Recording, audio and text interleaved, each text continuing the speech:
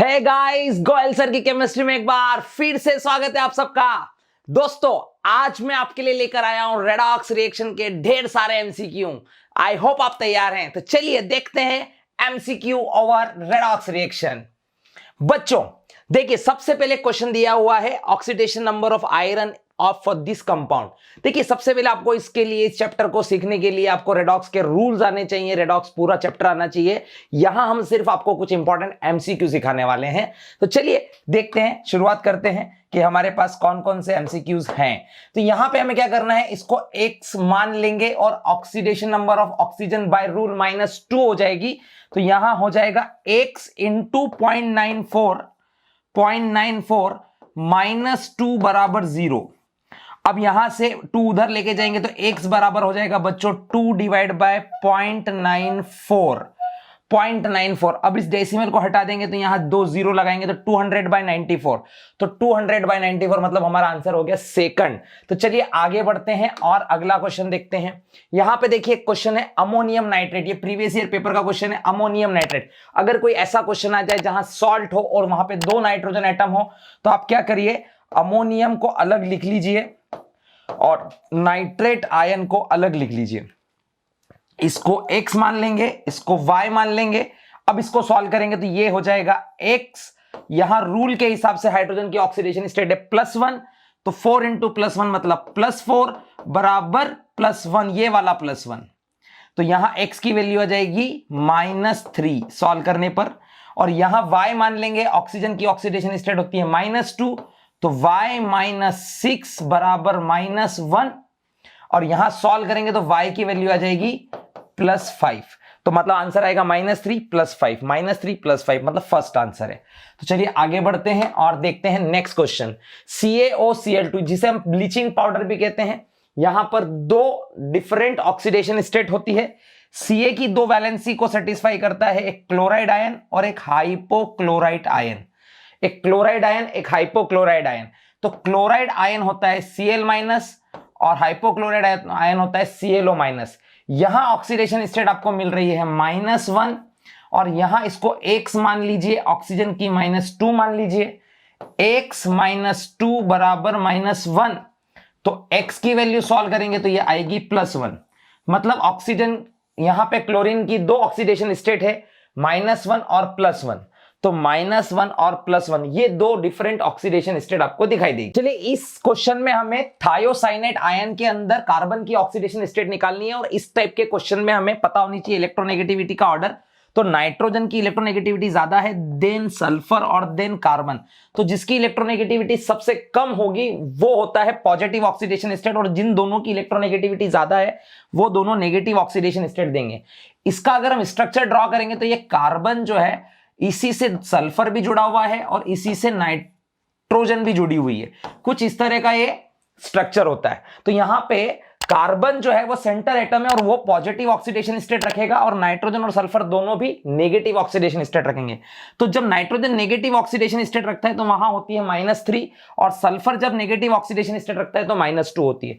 तो इसकी रख देंगे हम -2, इसकी रख देंगे ऑक्सीडेशन स्टेट -3, इसको हम मान लेंगे x। तो ये हो जाएगा x -5 बराबर, सब मिला के चार्ज कितना है -1। तो यहां पर x बराबर वैल्यू कैलकुलेट कर लेंगे, ये आएगी +4।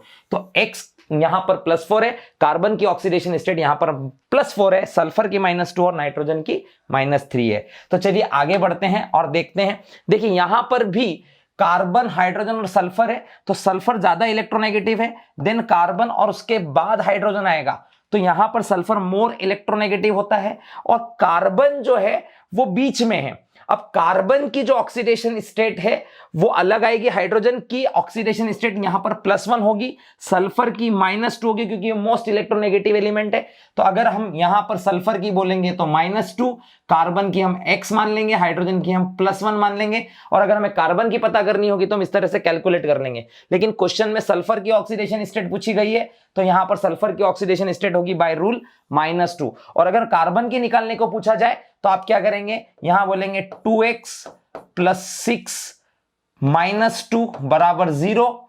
तो यहां पे 2x और ये 6 में से -2 गया तो +4 उधर गया तो -4 -4 तो x की वैल्यू हो गई -2। तो इस तरह से कार्बन की ऑक्सीडेशन स्टेट भी निकाल सकते हैं हम। चलो आगे बढ़ते हैं। अगला क्वेश्चन क्या है, the sum of the oxidation number of the carbon atom in CH3CHO। इस टाइप के क्वेश्चन में हमें क्या करना पड़ेगा, इन दोनों को हम अलग अलग कर लेंगे। एक बार हम CH3 की ले लेंगे, एक बार हम CHO की निकालेंगे। तो यहां पर हम इसको x मान लेते हैं, इसको +1 मान लेंगे। तो यहां पर जो CH3 है उसको हम x + 3 = 0 रखेंगे और ये x की वैल्यू आ जाएगी हमारी -3। यहां पर इसको y मान लेंगे, हाइड्रोजन हमारा +1 है, ऑक्सीजन हमारी -2 है। तो यहां पर y +1 -2 सब मिला के हो गया नेट 0। तो बताओ यहां पे कितना आएगा, y -1 उधर गया तो +1, तो y +1 यहां पे आ गई। अब इन दोनों का सम कर दीजिए, इन दोनों को जोड़ेंगे तो ये वैल्यू आ जाएगी -2, मतलब आंसर होगा -2। चलिए आगे बढ़ते हैं। अगला क्वेश्चन क्या है, the species among the following that does not show a disproportionation reaction. देखो हमें पता होना चाहिए कि डिस्प्रपोर्शनेशन रिएक्शन कौन देता है, जब कभी भी किसी एलिमेंट की ऑक्सीडेशन स्टेट इंक्रीज भी हो सके, डिक्रीज भी हो सके, ऑक्सीडाइज भी हो सके, रिड्यूस भी हो सके, ऐसी कंडीशन को हम डिस्प्रपोर्शनेशन कहते हैं। लेकिन अगर कोई एलिमेंट अपनी हाईएस्ट ऑक्सीडेशन स्टेट या लोएस्ट ऑक्सीडेशन स्टेट पर होता है तो डिस्प्रपोर्शनेशन नहीं देता है। यहां पे आपको आयन दिख रहे हैं क्लोरीन वाले। क्लोरीन जो है वो -1 पे मिनिमम होता है और क्लोरीन +7 ऑक्सीडेशन स्टेट मैक्सिमम देता है। तो यहां पर भी डिस्प्रपोर्शनेशन नहीं हो सकता, यहां भी डिस्प्रपोर्शनेशन नहीं हो सकता। तो चेक कर लीजिए इनमें से किसकी ऑक्सीडेशन स्टेट, इन दोनों में से कोई एक है। तो ये क्लोरेट पर क्लोरेट आयन जो है यहां पर आप चेक करेंगे तो ये +7 आएगी, मतलब थर्ड आंसर आना चाहिए, क्योंकि यहां पर ऑक्सीडेशन स्टेट +7 है और यहां से वो आगे नहीं जा सकता, सिर्फ पीछे आ सकता है, डिस्प्रपोर्शनेशन नहीं हो सकता है। आगे बढ़ते हैं, चलिए देखते हैं ऑक्सीडेशन नंबर ऑफ कोबाल्ट। यहां पर ये कोबाल्ट है, ये कार्बन मोनोऑक्साइड है, इसकी ऑक्सीडेशन स्टेट 0 है। पोटेशियम की ऑलवेज +1 है, इसको x ले लेंगे, इसको कैलकुलेट करेंगे तो ये x का वैल्यू -1 आएगा। x का वैल्यू -1 आएगा, मतलब यहां पर हो गई थर्ड ऑक्सीडेशन स्टेट -1। चलिए आगे बढ़ते हैं और देखते हैं यहां पर क्या पूछा गया है, which is the correct set that can only act as oxidant. Oxidant बोले या ऑक्सीडाइजिंग एजेंट बोले एक ही बात है। ऑक्सीडाइजिंग एजेंट वो एलिमेंट होता है जब वो अपनी हाईएस्ट ऑक्सीडेशन स्टेट पे हो। जब भी कोई अपनी हाईएस्ट ऑक्सीडेशन स्टेट पे होता है तो आयरन अपनी हाईएस्ट ऑक्सीडेशन स्टेट +3 शो करता है, नाइट्रोजन अपनी हाईएस्ट ऑक्सीडेशन स्टेट +5 शो करता है, +5। तो यहां पर ये कैलकुलेट करेंगे तो ये +5 आएगी। और सल्फर ट्राइऑक्साइड में सल्फर अपनी हाईएस्ट ऑक्सीडेशन स्टेट +6 शो करता है। जब भी कोई एलिमेंट अपनी हाईएस्ट ऑक्सीडेशन स्टेट पर होता है वो एक ऑक्सीडाइजिंग एजेंट या ऑक्सीडेंट होता है। तो आंसर इसका सेकंड आना चाहिए। कॉन्सेप्ट समझ में आए रहा होगा आपको, इस क्वेश्चन को सॉल्व करने से यही फायदा है। Identify the substance acting as an oxidant in the following reaction. अब यहां पर देखो, यहां पे बेरियम जो है इन सबकी ऑक्सीडेशन स्टेट लिखेंगे तो +2, -1, +1, +6, -2, इसी तरह से +2, +6, -2, +1, -1। तो हम देखेंगे कि यहां पे कोई भी ऑक्सीडेशन नंबर चेंज नहीं हो रहा है, मतलब चार्ज में कोई बदलाव नहीं है। अगर चार्ज में कोई बदलाव नहीं है तो ये रेडॉक्स रिएक्शन नहीं है, मतलब ना कोई ऑक्सीडाइजिंग एजेंट है ना कोई रिड्यूसिंग एजेंट है। आंसर आएगा नन ऑफ द अबव, ना कोई ऑक्सीडाइजिंग एजेंट है ना कोई रिड्यूसिंग एजेंट है। चलिए आगे बढ़ते हैं। Equivalent weight of MnSO4 is half of its. देखो इक्विवेलेंट वेट क्या होता है, इक्विवेलेंट वेट होता है molecular weight divide bye n factor, ये इक्विवेलेंट वेट होता है।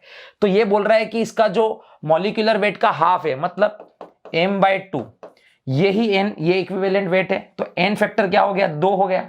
और जो n फैक्टर होता है वो चेंज इन ऑक्सीडेशन स्टेट या लॉस ऑफ इलेक्ट्रॉन या गेन ऑफ इलेक्ट्रॉन को रिप्रेजेंट करता है। तो यहां पे देखिए, अगर हमारे पास MnSO4 है और इसकी अगर ऑक्सीडेशन स्टेट निकालेंगे तो ये +2 आएगी, और अगर ये 2 इलेक्ट्रॉन गेन या लॉस करेगा तो इसकी ऑक्सीडेशन स्टेट +4 हो जाएगी या 0 हो जाएगी। तो 0 वाला तो यहां कोई केस दिख नहीं रहा है, +4 वाला दिख रहा है। 2 इलेक्ट्रॉन क्यों आए सर, ये n फैक्टर की वजह से।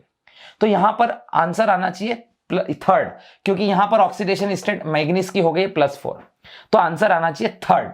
अगला क्वेश्चन क्या है, देखो अगला क्वेश्चन है FeS2, बहुत अच्छा क्वेश्चन है FeS2। इसके अंदर बहुत ध्यान रखना, इसमें आयरन की ऑक्सीडेशन स्टेट तो +2 है और सल्फर की ऑक्सीडेशन स्टेट -1 होती है। ये एक्चुअली पर सल्फाइड आयन का कॉन्सेप्ट है, पर सल्फाइड आयन है। तो यहां पे आप क्या करेंगे, देखो यहां पे हम इसकी ऑक्सीडेशन स्टेट -1 ले लेंगे, आयरन जो है इसकी ऑक्सीडेशन स्टेट +2 ले लेंगे। यहां ऑक्सीडेशन स्टेट आयरन की हो गई है +3 और ऑक्सीजन की तो चेंज नहीं हुई है, और यहां सल्फर की हो गई है 4। तो यहां पे नेट चेंज कितना आया है ऑक्सीडेशन नंबर का, देखो ये 2 से 3 हो गया, ये 1 का चेंज है, और ये सल्फर -1 से 4 हो गया, ये 5 का चेंज है। और ऐसे यहां पर 2 एटम है तो इंटू 2 कर देंगे, सब मिला के ये 10 हो गया। 10 + 1 मतलब टोटल 11 का चेंज है। अगर एन फैक्टर की बात करें तो इसका एन फैक्टर हो गया 11, और इक्विवेलेंट वेट की बात करेंगे तो इक्विवेलेंट वेट जो होगा इसका वो हो जाएगा m/11। m/11 क्यों आया, क्योंकि इसका एन फैक्टर निकालेंगे वो कितना आएगा 11। आई बात समझ में। चलिए अगला क्वेश्चन देखें। ओहो बहुत अच्छा क्वेश्चन है, प्रीवियस ईयर जेई में आया हुआ क्वेश्चन है, इक्विवेलेंट वेट ऑफ HCl। देखिए इस टाइप के क्वेश्चन में बहुत ध्यान से सुनिएगा, इसमें डेफिनेशन आना बहुत जरूरी है एन फैक्टर की। पूछा गया है इक्विवेलेंट वेट, तो इक्विवेलेंट वेट के लिए हमें एन फैक्टर चाहिए, क्योंकि इक्विवेलेंट वेट क्या होता है, इक्विवेलेंट वेट होता है molecular weight divide by n factor. तो एन फैक्टर कैसे निकालेंगे, तो एन फैक्टर का मतलब होता है, एन फैक्टर होता है नंबर ऑफ इलेक्ट्रॉन गेन और लॉस पर मोल। अब यहां पे जरा ध्यान से देखो, यहां 14 HCl है, लेकिन ये 14 के 14 HCl जो है ऑक्सीडाइज या रिड्यूस नहीं हुए हैं।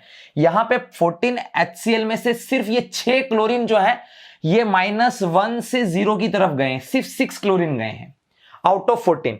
मतलब हम बोल सकते हैं कि 14 में से सिर्फ 6 जो है वो चेंज हुए हैं। तो एक में कितना हुआ 6/14, ये एक में चेंज हुआ 1 मोल में। 14 में 6 तो 1 में कितना 6/14। बेटा यही आपका एन फैक्टर है, यहां पर ये आपका एन फैक्टर है। तो मॉलिक्यूलर वेट जो भी होगा डिवाइड बाय आप क्या करेंगे एन फैक्टर, मतलब 6/14, मतलब ये आप इस तरह से कर देंगे। मॉलिक्यूलर वेट कितना है 36.5, तो 36.5 इंटू 14/6 करेंगे, आंसर आपका 85.1 के समथिंग आना चाहिए। चेक करें, आएगा आपको समझ में। चलिए अगला क्वेश्चन क्या है, देखिए अगला क्वेश्चन भी कुछ इसी तरह का है। यहां जरा ध्यान से देखो, क्वेश्चन में पूछा गया HCl के बारे में। फिर से अगर जब HCl के बारे में पूछेंगे तो देखो ध्यान से देखो, यहां 4 HCl है लेकिन 2 ही क्लोरीन यहां निकल रहे हैं, 2 ही क्लोरीन 0 बने हैं। तो इसका मतलब क्या हुआ, 4 के लिए अगर 2 बदले तो एक में कितना होगा 2/4, मतलब 1/2। 1/2 आया तो ये हो गया बेटा एन फैक्टर। तो इसका मॉलिक्यूलर वेट डिवाइड बाय 1/2 मतलब कितना होगा 2m। तो ये 2m ही इसका इक्विवेलेंट मास है, तो मतलब आंसर आएगा 3rd। प्रीवियस ईयर पेपर में पूछे गए क्वेश्चंस हैं, बहुत इत्मीनान से कीजिए, ध्यान से कीजिए। नहीं समझ में आए तो मुझे टेक्स्ट कीजिए, मैं आपको फिर से समझाऊंगा। इन द फॉलोइंग अनबैलेंस रिएक्शन, देखो इस अनबैलेंस रिएक्शन के बारे में देखो, पूछा गया है कि टोटल नंबर ऑफ इलेक्ट्रॉन कितने ट्रांसफर हुए हैं। तो यहां पर टोटल नंबर ऑफ इलेक्ट्रॉन कितने ट्रांसफर होंगे, मतलब लेने वाले और देने वाले ने कितने इलेक्ट्रॉन आपस में दिए हैं। यहां जरा ध्यान से देखो, ये 2 से 4 में चेंज हुआ, मतलब ये 2 इलेक्ट्रॉन डोनेट करने वाला है, और ये 3 से 0 जा रहा है, मतलब इसको 3 इलेक्ट्रॉन चाहिए। तो ये पर एटम अगर 3 इलेक्ट्रॉन लेगा और ये पर एटम सिर्फ 2 ही इलेक्ट्रॉन देगा, तो यहां पर हम क्या कर सकते हैं कि इसको 3 कर दें और इसको 2 कर दें, मतलब ये 3 एटम मिलकर 6 इलेक्ट्रॉन डोनेट कर देंगे और ये 2 एटम मिलकर 6 इलेक्ट्रॉन ले लेंगे। तो मतलब टोटल कितने इलेक्ट्रॉन का ट्रांसफर होगा 6। तब बात बन पाएगी। तो जब इस रिएक्शन को बैलेंस करेंगे तो 3A मिलकर 6 इलेक्ट्रॉन डोनेट करेंगे और 2B मिलकर 6 इलेक्ट्रॉन गेन कर लेंगे। इस तरह से इन दोनों का काम हो जाएगा और रिएक्शन बैलेंस हो जाएगी। आगे बढ़ते हैं। यहां पूछा गया है in the given reaction n, यहां पर जो एन है ये कितना है, कितने इलेक्ट्रॉन यहां ट्रांसफर हो रहे हैं। तो क्या कुछ नहीं करना है, देखो यहां पे ऑक्सीडेशन नंबर निकालेंगे, यहां ऑक्सीडेशन नंबर आएगी 3 और यहां ऑक्सीडेशन नंबर है 5। तो 3 से 5 में कितने इलेक्ट्रॉन चेंज होंगे 2, तो ये एन की वैल्यू आ जाएगी 2 इलेक्ट्रॉन। तो मतलब आंसर है 2। बहुत आसान है। अगला क्वेश्चन देखेंगे, बड़ा आसान है। क्या दिया है, बोला गया है कि KClO3 को अगर हम हीट कर दें और KCl + O2 बना दें, तो ये KCl + O2 जो रिएक्शन हो रही है ये किस टाइप की रिएक्शन है। देखो इसके अंदर क्लोरीन जो है यहां पे +5 में था, यहां -1 हो गया है, और ऑक्सीजन जो है वो -2 था और वो 0 हो गया है। तो एक ही मॉलिक्यूल के अंदर डिफरेंट एटम, क्लोरीन और ऑक्सीजन, दो डिफरेंट एटम का क्या हुआ है, रिडक्शन ऑक्सीडेशन हुआ है। अगर सेम एटम का होता है तो वो डिसप्रपोर्शनेशन है, और अगर डिफरेंट एटम का होता है with in a molecule, same molecule में हो तो इंट्रा मॉलिक्यूलर और रेडॉक्स रिएक्शन है, इसलिए इंट्रामॉलिक्यूलर रेडॉक्स रिएक्शन, मतलब ये सेकंड आंसर है, इंट्रामॉलिक्यूलर रेडॉक्स रिएक्शन। और आगे बढ़ते हैं और धन्यवाद बोलते हैं आपको, थैंक यू वेरी मच। इसके बाद और भी इस तरह के आपको एमसीक्यू पैटर्न पे लेक्चर्स लेकर आएंगे ताकि आपकी नीट और जेईई की तैयारियों के लिए आपको मदद मिल सके, आप अच्छे अच्छे क्वेश्चन कर सकें और बेहतर अपनी तैयारियों को मुकाम दे सकें, और इसी साल अपने बेहतर से बेहतर कॉलेज में आप जहां पे एडमिशन लेना चाहते हैं वहां पे आपको मिले। चैनल को सब्सक्राइब करना ना भूलें और नीचे कमेंट बॉक्स में जरूर बताएं कि आप और कौन से टॉपिक्स पे लेक्चर्स सुनना चाहते हैं। तब तक के लिए बाय बाय, सायोनारा, फिर मिलेंगे दोबारा।